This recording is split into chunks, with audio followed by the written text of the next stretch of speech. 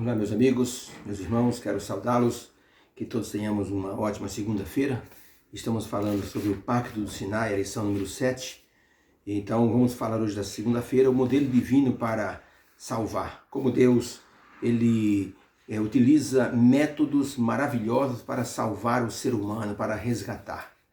Haja vista o que Deus fez com o povo de Israel. O resgate que Ele fez foi, assim, algo miraculoso.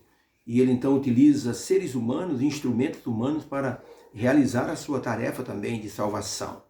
William Wilberforce era um homem todo assim corcunda, ele era deficiente assim físico, como o pessoal dizia na linguagem dele, ele era totalmente aleijado, ele era todo retorcido, tinha o rosto retorcido, até um escritor da época dele apelidou ele de saca-rolha humano.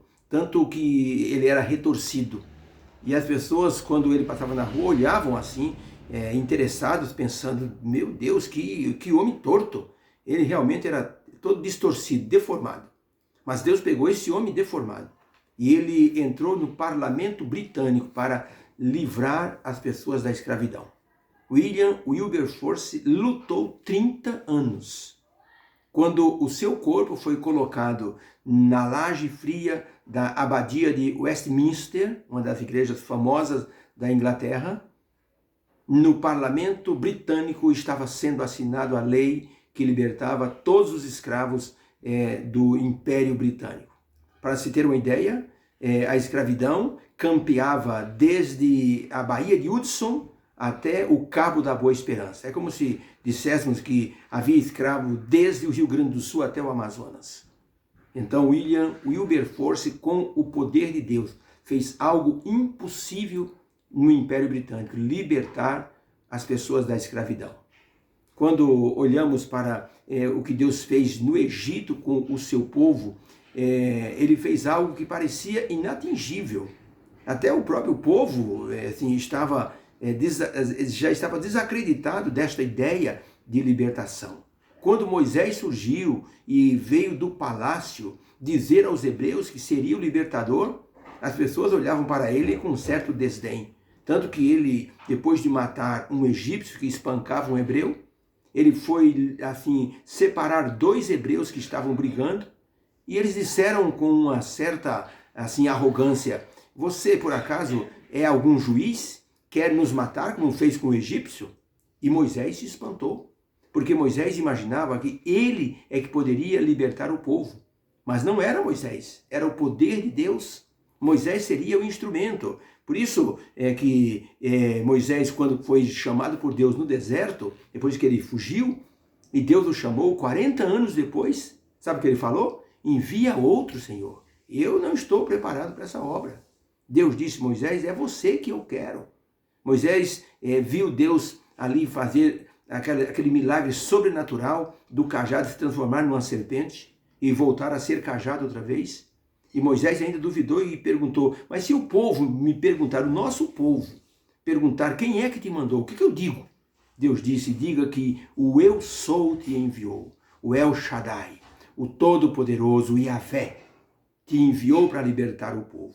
Dessa forma, Deus fez uma tarefa que era impossível, tanto que o faraó achava impossível libertar o povo. Disse para Moisés: de forma alguma, isso nunca vai acontecer. E Moisés então disse: então, se o Senhor não permitir, Deus vai tirar o povo daqui com mão forte. Não serei eu. Deus, o Deus a quem eu sirvo, vai tirar o seu povo deste local. Olha, Ellen White escreveu em Fundamentos da Educação Cristã, na página 413, ela escreveu o seguinte: Deus disse: porque povo santo és ao Senhor, Senhor teu Deus. O Senhor teu Deus te escolheu para que fosses o seu povo próprio. De todos os povos que há sobre a terra, ele vos libertou porque vos amava. E para guardar o juramento que jurara a vossos pais, o Senhor vos tirou com mão forte e vos resgatou da casa da servidão, da mão do faraó, rei do Egito. Foi por isso que Deus mostrou aquele povo que o amava. A lição dessa semana vai mostrar como Deus quis se aproximar do povo, mostrando que o amava. Deus disse: vocês serão para mim um povo santo, porque eu amo vocês. Eu prometi a Abraão que eu iria libertar vocês. E eles conheciam, sabiam quem era Abraão. Por isso o povo tinha assim uma certa crença com desconfiança. E Deus queria se aproximar desse povo. A pergunta número 3 tem aqui, baseado em Êxodo 6, versos 6 e 7, como Deus age para com seus filhos a fim de cumprir o que prometeu na aliança. Vamos ler Êxodo 6, verso 7, diz assim: porque dize aos filhos de Israel, Deus dizendo através de Moisés, Moisés, dize aos filhos de Israel, eu sou Jeová, eu vos tirarei de debaixo das cargas dos egípcios, livrar-vos-eis da sua servidão, e vos resgatarei com braço estendido e com grande juízo. Eu vos tomarei por meu povo, e serei vosso Deus. E vós sabereis que eu sou Jeová vosso Deus, que vos tiro de debaixo da carga dos egípcios. Deus mostrou o poder do nome dele. Disse para o povo o que iria acontecer. Então, baseado nesse texto, o que Deus fez para cumprir a promessa de libertar o povo? A resposta é: Deus sempre toma a iniciativa, primeiro, de fazer uma aliança, porque se sente responsável pelo cuidado, pela liberdade e pela direção daqueles que se tornam seus filhos. Deus prometeu a Abraão, e 400 anos depois, o Senhor Deus estava promovendo a libertação dos filhos de Israel. Deus, quando age para libertar, ele se serve das pessoas que estão ao seu redor, de instrumentos humanos, para promover a felicidade dos seus filhos. É como aconteceu no passado, quando uma pessoa assim se vendia como escravo, não tinha como pagar uma dívida, então ele se vendia como escravo e ficava como escravo daquela pessoa a quem ele devia. Até que um parente vinha e perguntava quanto ele deve.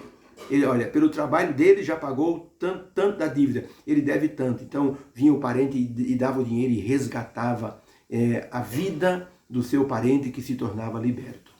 Então podemos dizer que Deus, ao falar em libertar o seu povo, ele estava falando em resgatar, em fazer um resgate, em dar liberdade às pessoas que ele amava. Pergunta número 4. Como podemos entender o que significa resgatar e o que significa livrar da escravidão? Como isso mostra o amor de Deus por todos nós e o valor que nós temos para ele? Temos que ler então aqui 3 passagens. Marcos 10, verso 45, diz assim: pois também o Filho do Homem não veio para ser servido, mas para servir e dar a sua vida em resgate de muitos. Atenção para a palavra resgate. Agora, 1 Timóteo 2, verso 6. O qual se deu a si mesmo por resgate de todos, para servir de testemunho. Agora, Apocalipse capítulo 3, verso 9, diz assim: e cantavam, Apocalipse 5, verso 9, e cantavam um cântico novo, dizendo: digno és de tomar o livro e de abrir os seus selos, porque foste morto e com o teu sangue compraste para Deus homens de toda tribo, língua, povo e nação. Esses 3 versos então falam de resgate e da compra que Cristo fez através de sua vida e do seu sacrifício. Então, como podemos entender o que significa resgatar e o que significa livrar da escravidão? Resposta: nosso resgate teve um alto preço, que foi a vida do Filho de Deus. Por isso, nosso valor para Deus é alto e precisamos então estar atentos a este valor que Deus nos deu. Então, você que está me escutando, você que está me assistindo, pode ser que você já tenha sido depreciado por muitas pessoas. Pode ser que as pessoas tenham brincado com você. Um rapaz se autovalorizando, ele dizia o seguinte: olha, eu estou muito contente, sabe por quê? Porque disseram que eu não sou ninguém. Então, se eu não sou ninguém, alguém disse assim: escuta, quem é a pessoa que tem mais valor? Ele disse: ninguém tem muito valor. Diz: então eu sou ninguém. O outro diz: eu sou alguém. Porque quando chega no sábado à noite, minha esposa grita lá do quarto: alguém leva o lixo para fora. E só tem eu na casa, então eu sou alguém, porque levo o lixo para fora. Então as pessoas costumam muitas vezes se desvalorizar, e Deus, ele nos tem assim como um alto preço. Nós valemos muito para Deus. um grande pregador chegou na igreja e colocou uma gaiola vazia sobre o púlpito. Os irmãos olharam e disseram: o que o pastor quer falar com essa, quer ilustrar com essa gaiola? O pastor disse: irmão, quando eu estava vindo para a igreja, eu venho a pé de casa para cá, eu passei por um parque e tinha um menino com essa gaiola com 2 pássaros dentro. E ele sacudia a gaiola e as penas dos coitadinhos dos pássaros até voavam. E ele estava judiando dos pássaros. E eu me aproximei e disse: menino, garoto, não faça isso com os pequenos pássaros, são muito indefesos. E então o menino disse para o pastor: cuide da sua vida, esses pássaros são meus, eu os comprei, eles me pertencem. O pastor disse: mas é uma maldade o que você está fazendo. Ele disse: não importa, eles são apenas pássaros, não valem nada. E então por isso eu vou fazer com eles o que eu quero. E quando eu terminar de brincar com eles aqui, eu vou até a minha casa, vou jogar álcool em cima deles e vou tocar fogo, só para ver eles queimando. O pastor disse: quanto você quer por essa gaiola e pelos passarinhos? O menino disse: você quer comprar os meus passarinhos? Quero comprar. O pastor disse: quanto você quer? O menino disse: eu quero tudo que você tem no bolso. Ele disse: irmãos, eu tinha $400 na minha carteira. Eu dei os $400 por essa gaiola e por esses 2 pássaros. Dei tudo que tinha no bolso. E o menino foi embora feliz, me chamando de otário. Eu peguei a gaiola, abri a gaiola e os pássaros saíram da gaiola e foram para cima de uma árvore. E de cima da árvore eles cantavam como que agradecendo a mim pela liberdade. O pastor disse: irmãos, essa gaiola representa a vida que nós estamos vivendo. Muitas pessoas estavam numa gaiola como essa que o diabo havia colocado. O diabo estava judiando de muita gente, como tem judiado até hoje. Ele estava brincando conosco, estava nos espetando e pretendia nos queimar no final.